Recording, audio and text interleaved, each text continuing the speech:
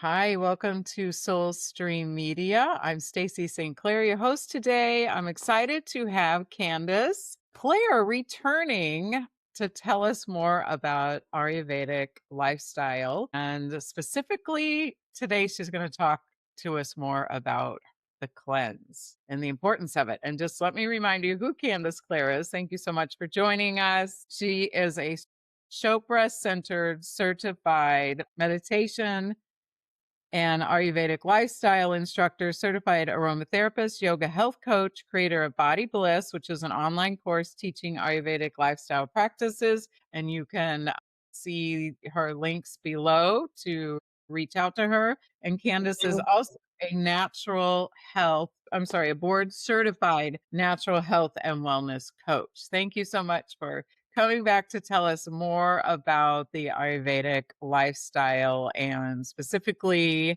doing an Ayurvedic cleanse. Well, thank you, Stacy, for having me back. It's such a joy.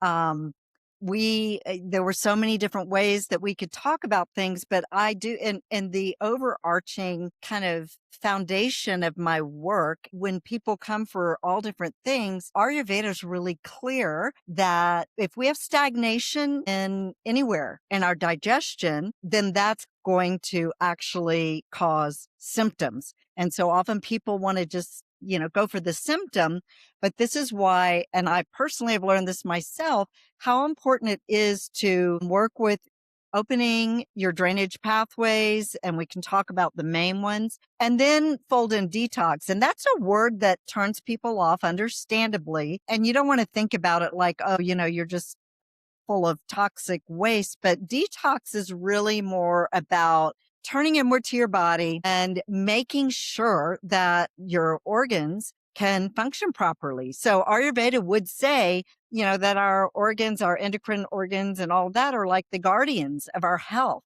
And so when we can start looking at our bodies as our chance to feel good in this life, like who doesn't want that? So, while we're talking about opening and, and cleansing kind of, also it's very, very important to bring the mind in as well, because Ayurveda says, there's almost all of the time. So most of the time there's are a few exceptions, but disease begins in the mind. And so there are cleansing techniques for that we can talk about. But then what ends up happening is it ends up somehow our digestive system gets disrupted. And depending on who you are, what your habits are, what your nature is, it will find the weakest part of you. And then that's where the dis-ease will settle in.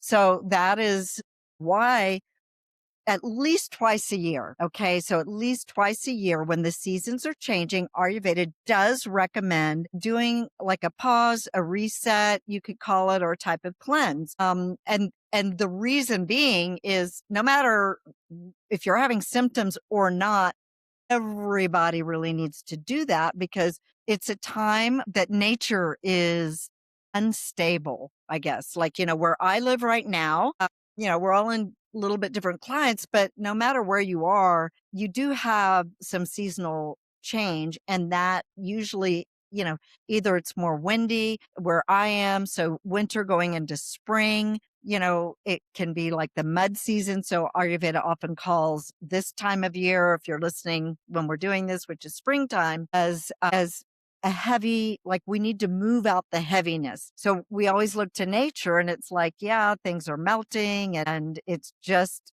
not Oh, they're blooming. I'm in Southern California, so they're blooming. And every time I answer the phone, some people are like, "Are you stuffy? You sound stuffy." and so that's Have I'm you so glad crying?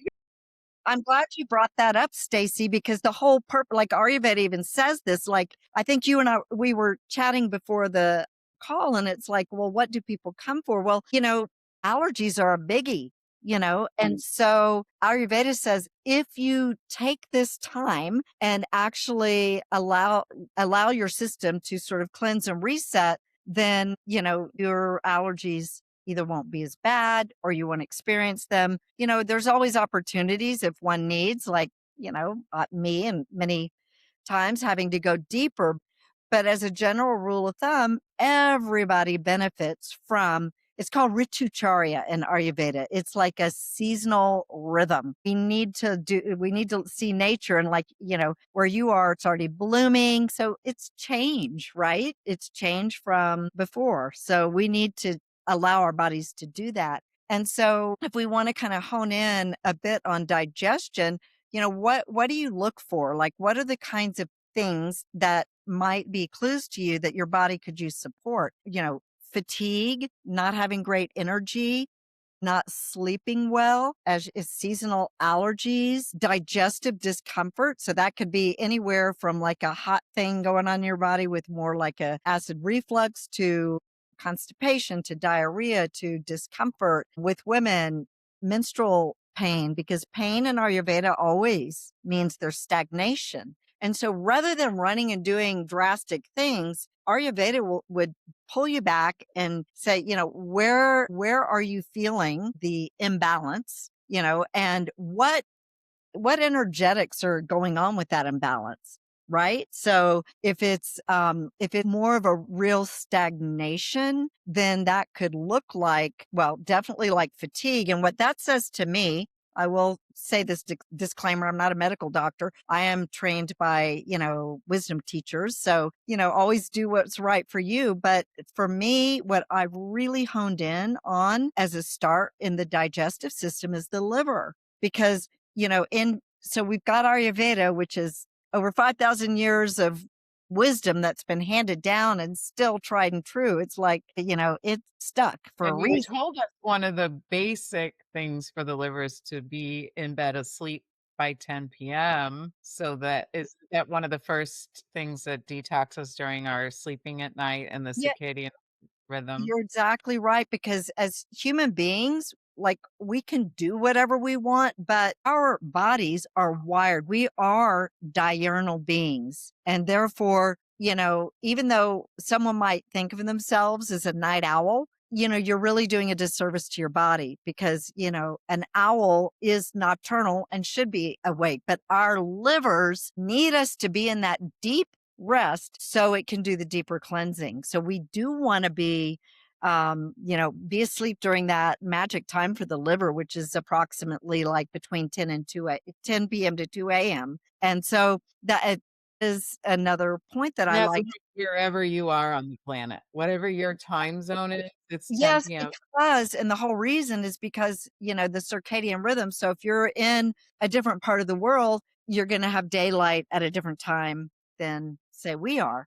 And your body entrains with that, rise and set of the sun and then, the moon. And so the body does entrain with that rhythm. And as humans, that is how our body organs are aligned, And so how so I would like to stay on the liver and then also talk about I know we didn't talk about even touching on the mental, but the mental effects of the liver too, I know you probably know. So staying with the liver and how it affects digestion, since we're gonna hone in on digestion. Well, so if your liver is not able to function properly, our liver is truly like the hardest working organ. It's got over 500 jobs to do. And I Harder would than say, the heart? Is it working harder than the heart? yeah, in a sense, as far as it's like a chemist. So it's got like these phases of detoxification. And if so, what's happening is it's more upstream. So if it's not able to do like it's phase one, phase two, some even talk about a phase three of detoxification, then what happens? Everything else down the line, like going through, your small intestine, your large intestine, like it didn't get things done from the liver right. So that is just going to cause problems down the line. And I just learned from myself, like, I'm a curious person and I think we talked about this before. Like, I'm a pretty healthy person, but my liver was definitely not doing its job fully. And I do think that, like, if people come with acne, if people are exhausted, a lot of times it's the liver's trying to do its job, but it's just not able to. And so, in what I've done, and when I take people through cleanses, so I know I'm just wrapping up. This is my last week of my formal group cleanse that I do with people, but I never tell them all to do the same thing. But when I'm hearing things and and like people's symptoms, I always say you may not go and do a full on liver flush, which I've done, which is, that's not for the faint of heart, but you can do things to support it. So let's talk about some of those, and even from an Ayurvedic perspective. So when we're looking at what's happening in a typical springtime, there are plants that are just starting to sprout, right? It's like fresh little greens. And, you see a lot of dandelions, and that's like an amazing liver food. So what I always tell people, the liver loves bitter, any kind of, and all dark greens are bitter. So I'm like, if nothing else, try to like, bring in more of the bitter herbs and greens, because that's cleansing in itself. It's very different from the fall season, because then we're wanting to bring more like, warmth to kind of get us ready to go into winter. But, when you look at what's happening, like right now, there's a local farming community and someone brings stuff over once a week, and I'm getting these wonderful little sprouts. And so, Of and you what? can What are the sprouts? Oh, you can do broccoli sprouts, arugula sprouts, radish sprouts, and you can put those in. Okay, a typical Ayurvedic way to do it, and it's not the way, I'm not always classic and perfect with Ayurveda, but you would very lightly warm them up, like maybe steam them. You could put them, mix them in, if you're doing a veggie stir fry, or you can, if you're having, if you do eat grains, you can have quinoa and mix them in with that with some other veggies. Or you could add them in juicing, or you can, what I've done, because I'm not a vegetarian, I probably eat meat maybe, once a week, or maybe once or twice a week, and I'll get like a grass-fed beef patty, and I will put that hot over the greens, and then that warms them up enough to cook them. And then, with a few other things. But the idea is that you want to allow, give your liver what it needs to just get strong again.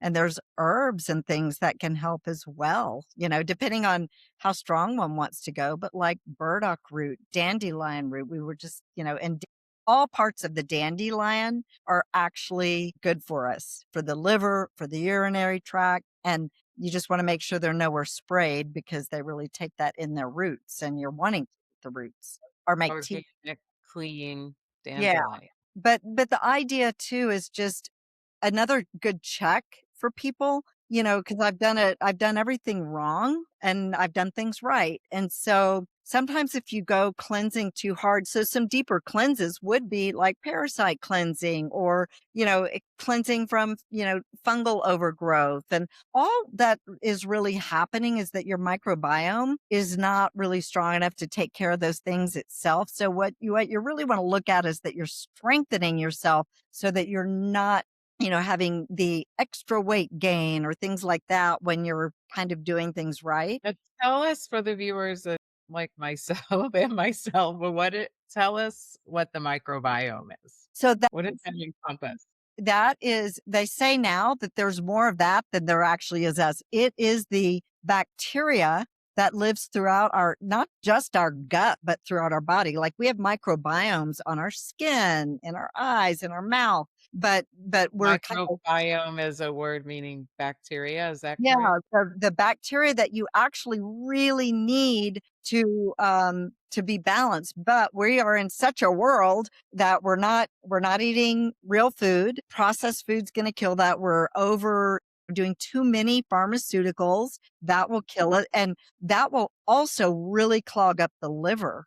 And so I'm not telling people just throw them all out. Like you got to work with someone, but you usually want to get to where you're not depending, like even like, acetaminophen or those kind of things are very hard on the liver. And Oh, yeah. so when your liver is functioning better, a lot of times people can end up losing weight just by getting their liver clean and their digestive system working. One wonderful thing about Ayurveda is, when people are kind of starting out and they don't want to be overwhelmed, the water, clean water, is a universal solvent. So I'll show you even what I've got. Like Ayurveda will say, fill up your water bottle with warm water. Now, if you're in a super hot climate, you can do just room temperature, but not ice cold.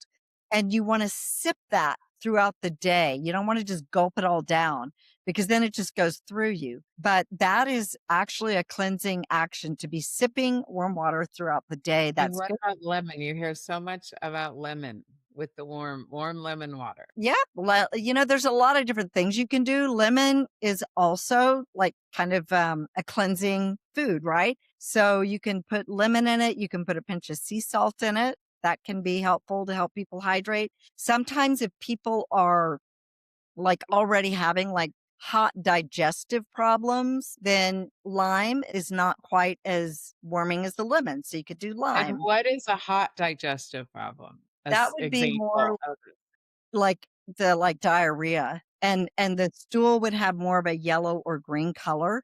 So you can have diarrhea and constipation going back and forth, and that's not necessarily a hot digestive problem. But if you find that, things are just moving through you and it's watery, then that to me, just in really general, yeah, that would indicate that there's some heat up there in the digestion, probably like the small intestine, but the liver's also a super hot organ and it needs to, function properly to make the bile that, when you're eating, the gallbladder will release so that you can digest fats. And another reason why we want to cleanse. I mean, if you're feeling well when you wake up or there's so many women. I was in this category for a while where I would just hit the afternoon and I would just feel so tired. And I did not feel rested when I woke up. And so, you know, all of that is indicating that your body is just like, it's either seriously out of rhythm or, and maybe we'll, what's the reality? Are we supposed to be going at Mach 5, be able to go at Mach 5 all day long? I mean, I wake up at 4:30 or 5 and I'm good till 3. I'm go, go, go, hot yoga, working on, in the office. And I'm okay. I personally like to stop at 3. My grandmother did this. She always got a tea, got yeah, the newspaper, and laid down horizontally reading the newspaper, took a rest between 3 and 4 every afternoon before she started making dinner, cooking yeah. for everybody, and I mean, I think that's kind of a nice. I like a snack and a apple and peanut butter I'll have my last coffee of the day at 3 sometime, but I am drinking, like, a healthy coffee now. That's good. Yeah, I mean, Stacy, it's definitely individual, but I do honestly think, and it's like I'm with everyone else. I mean, I've really dialed in my People make fun of me, I will go to bed at 7 p.m., even with that little rest, and then I'll maybe go on a late walk, couple miles, and then I'm ready to lay down and get a book, and so I'm asleep by 10. that's awesome because so many people are not. So my question is what are we supposed to am I supposed to be going to Mach 5 till 8 p.m. and then crash No, out? What? no, no, I mean, no. I don't do Mach 5 anymore anyway, but you know what I mean, like, Yeah, no. I mean, we're what's supposed to the have a goal? we don't want to feel like, we're stressed out and then just, find ourselves fatigued and not feeling well in the body. I mean, the whole reason Ayurveda is really just a way, kind of just to feel well in your body, but then it's so much deeper. And so you touched on the mind. And whenever I do cleanses, I always do bring in the mind because, we're not just cleansing our bodies, but, so what is cleansing the mind? And that is, I think the mind has such an impact on that daily pace. well, it has Like an I say, impact I'm on going everything. Mach 5, but I'm really not. I mean, I'm pacing myself, but I feel good and I do some extreme exercise, but that's my type too, I need to Well, and burn that's off. okay. Like it's everybody's not going to be the same, but the idea is you get a foundation and really the reflection is how do I feel? And if your body's giving you a signal somewhere, then you want to look there, right? And then sort of in general, like, yeah, the season's changing. I need to lighten up on my diet so that I can reset. And maybe it doesn't have to be a big full on, it doesn't have to be like fasting, that's not good for everybody. So it's more about like allowing your body to have a reset between the seasons. But I'd say probably our culture, what they need the most is to understand that just like we have to digest food, we have to digest our thoughts and feelings and emotions. And the prescription for that, according to Ayurveda, is meditation. And then there's confusion. So what I like to tell people, because I had this thought too, because I was like, I mean, we didn't really grow up in the Western culture seeing that much, So we have all these ideas. It's like you see pictures in a magazine of someone who just looks so peaceful meditating. And you're kind of like, well, I don't feel like that when I sit down, right? And the whole I do, but it took years. It took decades. Yeah, but that's what I'm saying. Most people, that's the one thing when I've taught people meditation, it's like they think they can't. And I was that person too, because you have this, there's this universal idea that you're supposed to be able to not have thoughts, but that's not meditation.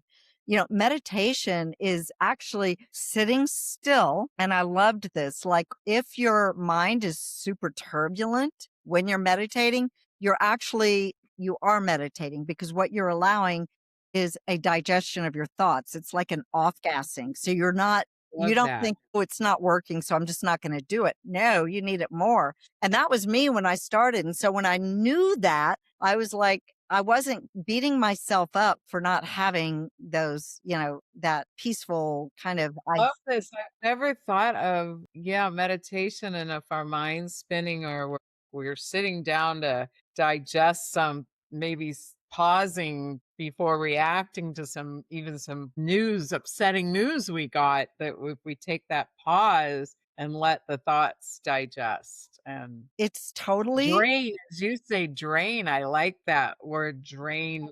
Thoughts. And I had another Ayurvedic teacher, and I loved this. I can't remember if I said that the last time we talked, but so the mind has different levels. Like, we're conscious that we're talking, but, that's a very small part of our mind. The bigger part that kind of runs us is, referred to as the subconscious mind. And then there's even another part that's even deeper that is like totally unconscious. So most of us, have our wiring. So in today's world, we'll call that neuroplasticity.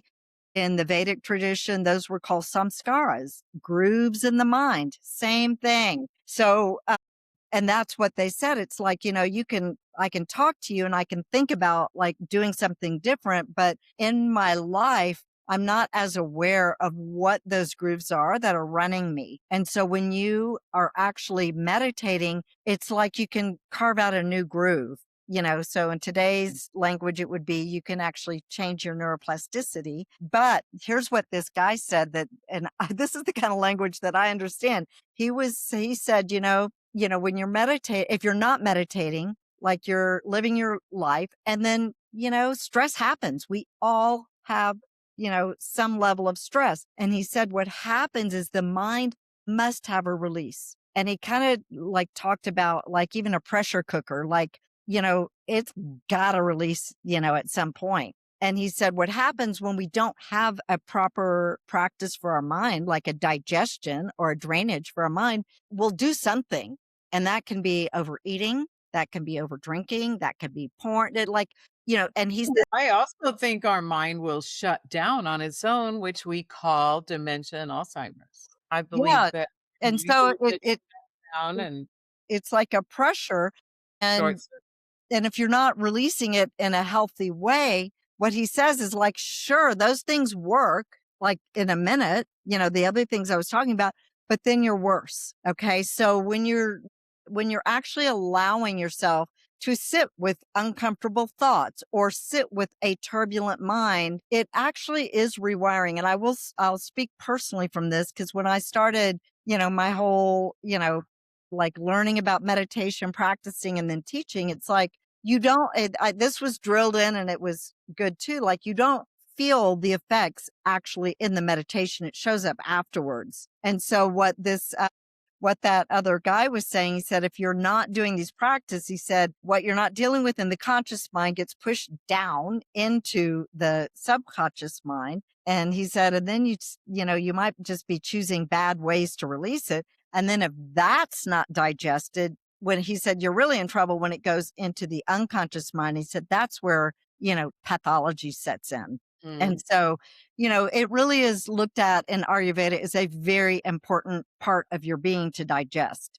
So, circling back to kind of that pressure cooker and sitting with the thoughts, there's so many different ways. Like I sort of learned the Chopra style and it was a mantra based meditation, but there's a lot of different types of meditation that one can do. And if something like, you can just watch your breath. There's a lot of different ways. The interesting thing about a mantra meditation doesn't have to be Chopra mantra meditation, but mantras have a healing vibration just in their sound. And so it is useful sometimes to use mantra meditation to help We could break. give it everyone just a basic one today, Prem, Prem. When I went to the Chopra Center, Gabriel gave us just Prem, which means love. Is that right?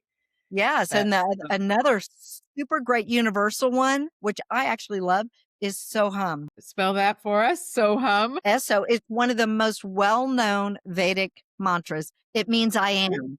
It's SO, and then you'll see it written HUM. Okay. There's a story behind the Soham, but anyway, when I was at the Chopra Center, that's definitely also one that they were telling people if they didn't have their own personalized mantra, which you really, you can just use this. And the idea with the Soham is it really sounds like the breath. So like you on your in breath, you repeat so like quietly, like in your head, and then on the out breath hum. And so I you like let, that. It's two-syllable in and out. That's yeah. nice. Prem is one flowing. Mhm. And again, it's not like that one's wrong or this one's right. It's just find what you're comfortable with, but the main thing is just to do it. And, another thing people have a hard time with Well, I is think the main thing is to stop, drop, and feel. To me, what's under all the thinking, and the thoughts is an avoidance also of feeling. 100% Stacy. And, if they also say in Ayurveda, your mind is actually in your body. And that's where somatic work comes in because, if you stop, like you're saying, and like, okay, I'm just going to pause and I'm just going to breathe or, just do a 5-minute meditation or 20-minute, whatever. But if you stop and do that, and, the idea is not forcing yourself out of your mind, but when you drop in your body, where is the sensation, and that is the feeling is you can look at it as the feeling is the thought in feeling form. Say that again. Yeah, the feeling is it's the thought in feeling form. Mm, got it. That's amazing. Yeah. And then another thing I have used for decades is, and probably before I started meditation, I started journaling, just dumping all my thoughts, writing all my thoughts. I mean, there was just like years of Yeah. morning pages, from Julia Cameron's Artist Way Yeah, yeah, was yeah. really my first introduction. I didn't even know what I was doing it or the purpose of it was just Right. dumping complaining and all the complaining thoughts, at least getting them onto the paper. And Yes. then over the years, it changed to it's never that anymore. It's like gratitude. What do I want to create? Wow. Yeah, because now I definitely have the capability, the capacity to, I can feel my feelings. And to Yes. me, that's such a cleanse to feel the negative emotion, which usually what's under any anger for me or anything is fear. So if I clear it out and crying is cleansing. I mean, there's It nothing is. more cleansing, I think, And, than crying. I actually can't remember the exact meaning. Ayurveda talks about the importance of the tears and the different kinds. So there's some tears that come out Oh, here, some in the middle, and some on the outside. They have different. interesting. Yeah, tears are an important. People are often afraid to feel their feelings or to, and when you just the whole thing about meditation And I couldn't do this at the beginning because it was just so confusing to me, but it was like the first time I really even learned about paradox, and that messed with my mind. It's like, how can you have two things at the same time? But you can with, so in meditation, the more you do it, and it's just a habit, you can just begin very small if you want, but like when It's kind of just sitting with ourselves yeah, is really the definition I'm hearing from you, not so much stop the mind, which really is pretty impossible. It's just be with ourself for some time periods each day. yeah, yeah. And then you'll find like your meditation practice. I mean, it's just what you just said on your journaling practice. Like it starts one way and then it kind of grows into another way. And that's kind of how you want to be with your meditation. And it's like you don't want to fight it. You don't want to, think, oh my God, I'm thinking these thoughts and like I'm not doing it right. Or it's so common for people when they're trying to just like, get into a rhythm of repeating silently their mantra. And I learned to do this too. Like when you're sort of a newbie, it's like you have a thought and you're like, darn, like I'm not meditating. And then you get to where it's like, "Oh, awesome. Like I just became awake that I can come back to my meditation. So in that meditation sort of learning about it, it's like you are actually grateful when you have that moment of being aware that you kind of got lost in your thoughts. And then when you notice that, it's not like darn, it's like, "Oh, yay." Like, I'm starting to catch this more quickly. And then also just looking at the quality, like every meditation will be different, but you can just look at the quality of like, wow, like my mind was like all over the place. And sometimes that can be because of your digestion, your food, or maybe something that happened, maybe you were stressed. And it's like, it's really more of just becoming aware. And I started to say this earlier. I touched on it that you never want to look for the is my meditation working while you're meditating? You just have to know it is. So even if you're having a turbulent mind, you're doing your being a favor by allowing that to just exist and, like I said, off gas. Run its course. Yeah. What do you call it? Off gas? Just I don't know why I said that. It's like I off like it. gassing. Yeah. But what I found though, and this is the cool thing, and this is what I learned, and what I teach is that what you're going to notice, and sometimes you don't notice it, but someone else will, is that you're not as reactive. So that the results will show up in your active life much more than you want to look for them while you're meditating.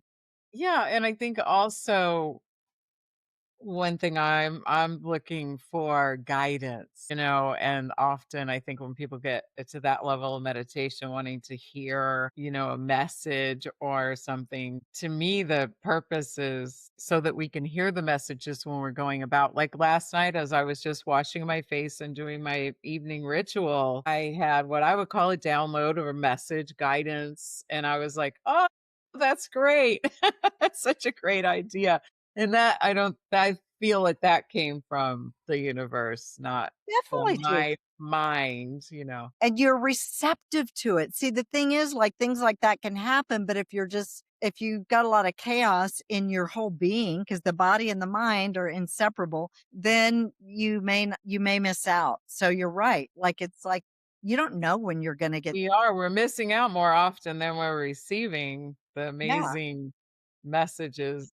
And the more so Ayurveda would say, the more that you just, realize as a human being that these practices are not only to help you feel good in your body, but so that you can expand into, a better life. Well, And and the version of ourselves that, kind of was our destiny to come here yeah, and to be of maximum service, however our gifts, whatever our gifts are.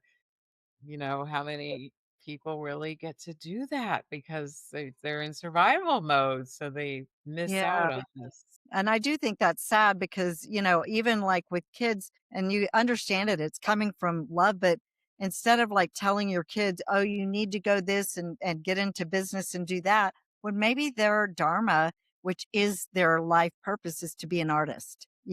You want to more encourage them to like get to know themselves. And, you can tell a difference if someone is, the dharma is not to be a like do something bad in the world. So you want to have a healthy lifestyle so that they can actually experience what is their unique gift. Like, what is it that they are here to do or we're here to do, you know? Fortunately, most of us weren't awake I know. for our babies. I know. Having our babies forced us to wake up. Yeah. Yeah. That's so true. Yeah, eventually, yeah, maybe it'll be all conscious people creating more humans. Exactly. Yeah. I mean, I do think that there's becoming more and more awareness. So I'm hopeful for that. But yeah, I didn't get the book.